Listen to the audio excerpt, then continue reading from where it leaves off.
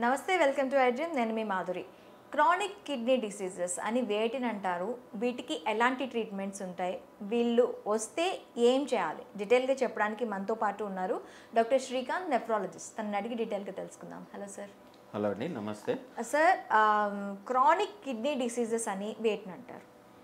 So chronic kidney disease అనేది kidneys ఎప్పుడైతే స్లోగా డ్యామేజ్ అవుతుంది over a period of time, అంటే మంత్స్లో స్లోగా ఒక 3 months కంటే ఎక్కువ ప్రోగ్రెస్ అవుతూ ఉంది, 3 months కంటే ఎక్కువ మనకు కిడ్నీ ప్రాబ్లం ఉందని తెలిసింది, 3 months కంటే ఎక్కువ మనకు ఆల్రెడీ ఆ పేషెంట్కి క్రియాటినిన్ లెవెల్స్ ఎక్కువగా ఉన్నాయి, అదే రకంగా వేరే కిడ్నీ అంటే కొన్ని టెస్టుల ద్వారా మనకు కిడ్నీ ప్రాబ్లం ఉందని తెలిసిన వాళ్ళని, అంటే ఏదైతే స్లోగా అవుతుంది over a period of time అవుతుంది, డ్యామేజ్ జరుగుతుంది, ఇలాంటి వాళ్ళని మనం క్రానిక్ కిడ్నీ డిసీజ్ జబ్బు ఉందని మనం డయాగ్నోస్ చేసే అవకాశం ఉంటుంది. అయితే మీరు 3 months అంటున్నారు కదా, ఇది మనకి ఒక కిడ్నీ పాడవటానికి ఒక 3 months టైం సరిపోతుందా? ఇది ఏ స్టేజ్ నుంచి మనం దీన్ని 3 months కింద మనం దాన్ని ప్రిస్క్రైబ్ చేస్తాం? సో 3 months అనేది మెడికల్ టర్మినాలజీ అండి. సో 3 monthsలోనే కిడ్నీ అనేది డ్యామేజ్ అవ్వదు. సో కిడ్నీ డ్యామేజ్ అవ్వడానికి స్లో డ్యామేజ్ ఉంటుంది. ఎప్పుడైతే స్లో డ్యామేజ్ అయింది, మనం డయాగ్నోస్ చేసి ఒక 3 months కంటే ఎక్కువగా ఉంది, అలాంటి పేషెంట్నే మనం క్రానిక్ కిడ్నీ డిసీజ్ సికేడి అని లేబుల్ చేయడానికి అవసరం లేదు. సో ఇది మెడికల్ టర్మినాలజీ ప్రకారం 3 months కంటే ఎక్కువ కిడ్నీ జబ్బు బారిన పడిని డ్యామేజ్ అయింది అని మనకు ప్రూఫ్ ఉంటే దాన్ని మనం సికేడి, ఆ పేషెంట్కి సికేడి ఉందని లేబుల్ చేయడానికి అవకాశం. మనం ఒక సర్టెన్ డే నుంచి అది ఆ డిసీజ్కి మనకి ఏదైతే వ్యాధి తీవ్రత పెరుగుతుంది అని అనుకునేటప్పుడు దాన్ని క్రానిక్ కిడ్నీ డిసీజ్ స్లోగా అయ్యే డ్యామేజ్ని మోస్ట్ ఆఫ్ ద టైమ్స్ మనం క్రానిక్ కిడ్నీ డిసీజ్ అని అనడానికి అవకాశం ఉంటుంది. అయితే ఓకే సార్, మరి ఈ క్రానిక్ కిడ్నీ డిసీజెస్ ఎన్ని రకాలు ఉంటాయి? సో క్రానిక్ కిడ్నీ డిసీజ్ రకాలంటే స్టేజింగ్ ఉంటుందండి. సో స్టేజింగ్ చేయడానికి ఒక మెజర్మెంట్ ఉంటుంది, మనకి జిఎఫ్ఆర్ అంటాం, గ్లోములర్ ఫిల్టరేషన్ రేట్ అంటాం. సో అది ఎట్లా మెజర్ చేయాలంటే క్రియాటిన్ టెస్ట్ ఉంటుంది. సో బ్లడ్లో క్రియాటిన్ అనే ఒక బ్లడ్ టెస్ట్ ఉంటుంది, క్రియాటిన్ యూరియా టెస్ట్. సో ఎప్పుడైతే మనం క్రియాటిన్ లెవెల్ చెక్ చేసుకుంటాం, క్రియాటిన్ లెవెల్ తీసుకొని దాని ప్రకారం జిఎఫ్ఆర్ని క్యాలిక్యులేట్ చేస్తాం. ఈ జిఎఫ్ఆర్ అని ఒక టెస్ట్ ఉంటుంది, దాని ప్రకారం సికేడి క్రానిక్ కిడ్నీ డిసీజ్ని మనం స్టేజింగ్ చేసే అవకాశం ఉంది. సో జిఎఫ్ఆర్ ప్రకారం 5 stages ఉంటాయి kidney diseases. Stage 1, 2, 3, 4, 5. So GFR more than 90 ml ఉంది, plus some amount of kidney damage, అంటే స్కానింగ్ ప్రకారం కానీ యూరిన్లో ప్రోటీన్ ఉంది, ప్లస్ జిఎఫ్ఆర్ మోర్ దెన్ 90 ఉంది అంటే అది స్టేజ్ 1 కింద మనం పరిగణించే అవకాశం ఉంది. స్టేజ్ 2 అంటే జిఎఫ్ఆర్ లెవెల్స్ 60 to 90 ఉంటే దాన్ని స్టేజ్ 2 అంటాం. సో జిఎఫ్ఆర్ లెవెల్స్ 30 to 60 ఉందంటే దాన్ని స్టేజ్ 3 అంటాం. జిఎఫ్ఆర్ లెవెల్స్ 15 to 30 మధ్యలో ఉందంటే స్టేజ్ 4 అంటాం. జిఎఫ్ఆర్ లెవెల్ ఎప్పుడైతే లెస్ దెన్ 15 అంటే 15 ml కంటే తక్కువగా ఉంది అప్పుడు మనం స్టేజ్ 5 అంటాం. సో ఈ స్టేజింగ్ అంటే క్రియాటిన్ లెవెల్ బట్టి మనం స్టేజింగ్ చేస్తామండి. ఓకే, ఒకవేళ క్రియాటిన్ లెవెల్ పెరుగుతూ ఉంది అంటే వాళ్ళకి లైఫ్ స్టైల్ ఏమైనా చేంజ్ చేసుకుంటే అది రివర్సబుల్ అవుతుందా? సో కిడ్నీ డిసీజ్ అనేది ప్రోగ్రెసివ్ డిసీజ్ అండి. అంటే ఒకసారి ఈ సికేడి ప్రాబ్లం మనకు పేషెంట్కి ఒకసారి మనం డయాగ్నోస్ చేసాము, గుర్తించామంటే most of the time progressive, అంటే పెరుగుతూనే ఉండే అవకాశం ఉంటుంది. కానీ ఈ ప్రోగ్రెషన్ ఏదైతే పెరిగే అవకాశం ఉంటుందో దాన్ని మనం స్లో చేసే అవకాశం ఉంటుంది.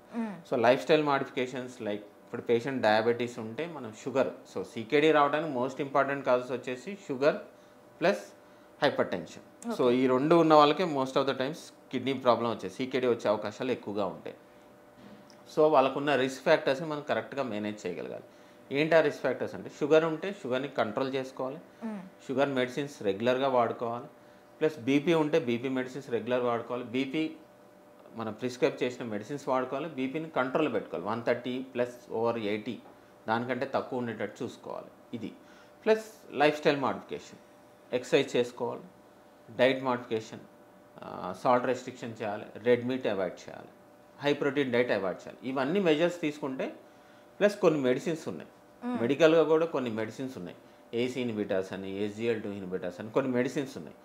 ఇవి కూడా మనం ఎర్లీగా ఎప్పుడైతే మన కిడ్నీ ప్రాబ్లమ్ని గుర్తించామో అప్పుడే ఈ మెజర్స్ తీసుకుంటూ లైఫ్ స్టైల్ మాడిఫికేషన్ చేసుకుంటూ షుగర్ని కంట్రోల్ చేసుకుంటూ బీపీని కంట్రోల్ చేసుకుంటూ ప్లస్ డాక్టర్ ప్రిస్క్రైబ్ చేసిన మెడిసిన్స్ వాడుకుంటూ వెళ్తూ ఉంటే మనం ఈ కిడ్నీ డిసీజ్ అయితే ప్రోగ్రెస్ అవ్వకుండా మనం మోస్ట్ ఆఫ్ ద టైమ్స్ చేసే అవకాశం అయితే 100% ఉంటుంది. అయితే కొంతమందిలో డయాబెటీస్ కానీ అలాగే హై బ్లడ్ ప్రెషర్ కానీ ఇవి లేకుండా కూడా కొంతమంది కిడ్నీ వ్యాధి బారిన పడే అంటే క్రానిక్ కిడ్నీ డిసీజెస్ బారిన పడే అవకాశాలు ఎక్కువగా ఉంటాయి. ఇది ఎలాంటి వారిలో ఎక్కువగా ఉంటాయి? వీళ్ళు తీసుకోవాల్సిన జాగ్రత్తలు ఎలా ఉంటాయి? సో మీరు అడిగిన డయాబెటీస్, హైపర్ టెన్షన్ లేకుండా కూడా మోస్ట్ ఆఫ్ ద టైమ్స్ మనం ఇప్పుడు కొంతమంది కిడ్నీ డిసీజ్ యంగ్ పేషెంట్స్లో కూడా కిడ్నీ ప్రాబ్లమ్స్ చూస్తూ ఉన్నాం. సో వీళ్ళల్లో ఏంటంటే ఒకటి మనం చూసుకొని గ్లోమరులర్ నెఫ్రైటిస్, గ్లోమరులర్ డిసీజ్ అంటాం. సో గ్లోమరులర్ డిసీజెస్ అంటే గ్లోమరులస్ అనేది కిడ్నీలో ఒక భాగం. సో అది డ్యామేజ్ అయ్యే అవకాశం ఉంటుంది. సో అందులో మనం మోస్ట్ కామన్గా మన ఇండియాలో మనం భారతదేశంలో మనం చూసేది అంటే IGI nephropathy. So IGI nephropathy అనేది ఒక most common glomerular disease. So most important glomerular disease. So BP లేకపోయినా షుగర్ లేకపోయినా కొంతమందికి కిడ్నీ జబ్బులు రావడానికి ఇది ఐజిఐ నెఫ్రోపతి అనేది ఒక కారణం. ఇది మనం ఎట్లా అంటే కిడ్నీ ముక్క పరీక్ష బయాప్సీ చేసి కానీ మనం ఇది గుర్తించే అవకాశం ఉండదు. సో ఇంకో మోస్ట్ కామన్ గ్లోమరులర్ డిసీజ్ ఫీమేల్స్లో అంటే లేడీస్లో మనం చూసుకుంటే ఆడవారిలో మనం చూసుకుంటే లూపస్ నెఫ్రైటిస్, ఎస్ఎల్ఈ అని ఒక జబ్బు ఉంటుంది. Systemic lupus nephritis, lupus ఎరిథమెటోసిస్. వీళ్ళల్లో లూపస్ నెఫ్రైటిస్ అనే జబ్బు వచ్చే అవకాశం ఉంటుంది. వీళ్ళు కూడా కిడ్నీ జబ్బుల బారిన పడే అవకాశం ఖచ్చితంగా ఉంటుంది. సో ఇదొకటి. ప్లస్ ఇంకోటి కొంతమందికి జన్యుపరమైన జబ్బులు పాలిసిస్టిక్ కిడ్నీ డిసీజ్ అంటారు. పాలిసిస్టిక్ కిడ్నీ డిసీజ్ అంటే కిడ్నీలో నీటి బుడగలు రావటం. సో ఇది జన్యుపరమైన జబ్బు. సో వీళ్ళు కూడా over period of time kidney జబ్బుల బారిన పడే అవకాశం ఉంటుంది. ప్లస్ ఇది కాకుండా ఇంకా స్టోన్స్. సో కిడ్నీ కొంతమంది పేషెంట్స్కి స్టోన్స్ ఉంటా ఉంటాయి. సో కొంతమందికి తెలుస్తుంది, సిమ్టమ్స్ ఉంటాయి, కొంతమంది నొప్పి వస్తుంది, కొంతమంది గుర్తించుతారు, కొంతమంది స్టోన్స్ రికరెంట్గా వస్తుంటాయి, మళ్ళీ వస్తూ ఉంటాయి. ట్రీట్మెంట్ తీసుకుంటారు, తగ్గిపోతాయి, మళ్ళీ వస్తాయి అట్లా. సో రికరెంట్గా స్టోన్స్ వచ్చి ఆ స్టోన్స్ కిడ్నీస్ని మనం ఓవర్ పీరియడ్ ఆఫ్ టైం కొంతమంది కిడ్నీ ఆ స్టోన్స్ అడ్డుపడతాయి, కిడ్నీస్లో అడ్డుపడి కిడ్నీ వాపు వచ్చి కిడ్నీ డ్యామేజ్ అయ్యే అవకాశం ఉంటుంది. ఇది ఒకటి. కొంతమంది పెయిన్ కిల్లర్స్ వాడుతూ ఉంటారు. సో పెయిన్ కిల్లర్స్ కొంతమంది మన ప్రిస్క్రిప్షన్ డాక్టర్ ప్రిస్క్రైబ్ చేయకపోయినా కొంతమంది సెల్ఫ్గా వాడుతూ ఉంటారు.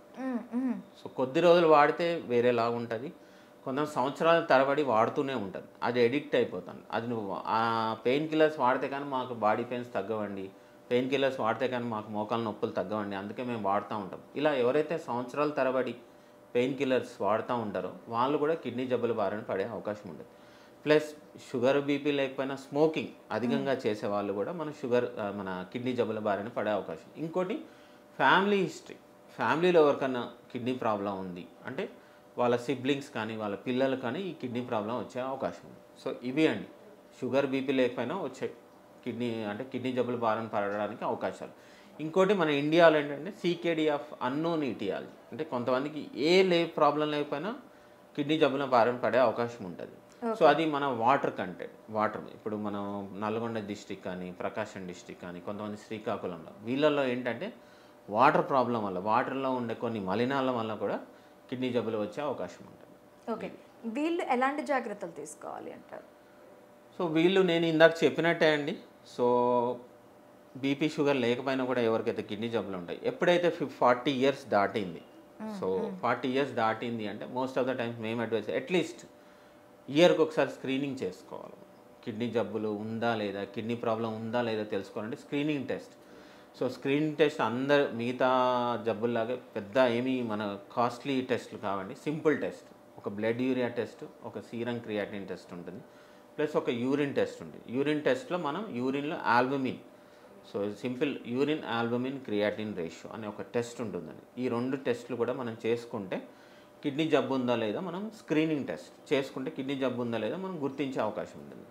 సో ఎవరికైతే నేను చెప్పినప్పుడు అలవాట్లు ఉన్నాయి, ఫ్యామిలీ హిస్టరీ ఉంది, ఇంట్లో ఎవరికైనా కిడ్నీ ప్రాబ్లం ఉంది, ప్లస్ ఇంట్లో ఎవరికైనా ఈ జన్యుపరమైన కిడ్నీ ప్రాబ్లం ఉంది, స్మోకింగ్ అలవాటు ఉంది, పెయిన్ కిల్లర్స్ ఎక్కువ వాడవు, వీళ్ళందరూ ఏంటంటే ఒక సింపుల్ టెస్ట్ స్క్రీనింగ్ టెస్ట్ చేసుకుంటే కిడ్నీ జబ్బుని ఎర్లీ స్టేజెస్లో మనం గుర్తించే అవకాశం ఉంటుంది. Okay, prevention is better than cure అంటారు. మరి వీళ్ళు ప్రివెన్షన్ ఎలా తీసుకోవాలి అంటారు?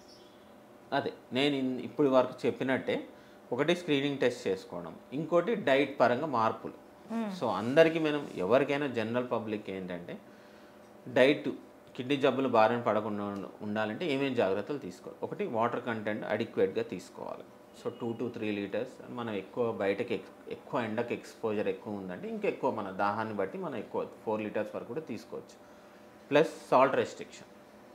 అందరికి ఎక్కువ ఉన్న అందరికి మనకున్న అలవాటు ఏంటంటే మోతాదుకు మించి సాల్ట్ కన్సంప్షన్, ఉప్పు అనేది ఎక్కువగా తీసుకుంటూ ఉంటాం. అది యాడెడ్ సాల్ట్ లేకుండా చూసుకోవాలి.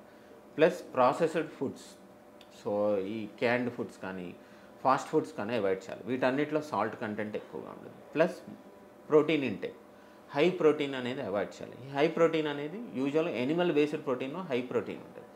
సో ఎనిమల్ బేస్డ్ ప్రోటీన్ తగ్గించుకోవాలి మన అందరం. ప్లస్ ప్లాంట్ బేస్డ్ ప్రోటీన్ అనేది మనం తీసుకోవచ్చు. ఇది సో పెయిన్ కిల్లర్స్, ప్రిస్క్రిప్షన్ లేకుండా పెయిన్ కిల్లర్స్ వాడద్దు. ఏదైనా పెయిన్ వచ్చినా కూడా మనం ఒక 2 to 3 days కంటే ఎక్కువగా వాడకూడదు. పెయిన్ కిల్లర్స్ ఎక్కువగా వాడాల్సి వస్తుందంటే అది డాక్టర్ సలహా మేరకు వాడుకోవాల్సి వస్తుంది. ఇది స్మోకింగ్ ఉన్నవాళ్ళు స్మోకింగ్ అవాయిడ్ చేయడం, ఆల్కహాల్ ఉన్నారు కంప్లీట్గా అవాయిడ్ చేయడం, ఇవి చేసుకుంటూ ఇంకా ప్లస్ 40 years దాటినాక కంపల్సరీ అందరూ ఒక సింపుల్ టెస్ట్, ఇయర్లీ ఒకసారి ఒక స్క్రీనింగ్ టెస్ట్ చేసుకోండి. కిడ్నీ జబ్బులు ఉన్నాయో లేవో గుర్తిస్తే మనం ఆ టెస్ట్లు చేసుకుంటే ఎర్లీ స్టేజెస్లో మనం గుర్తిస్తే తగిన ట్రీట్మెంట్ ఆప్షన్స్ ఉన్నాయి కాబట్టి సో కంపల్సరీ స్క్రీనింగ్ టెస్ట్లు అనేది ఖచ్చితంగా చేసుకోవాలి. Okay sir, thank you very much.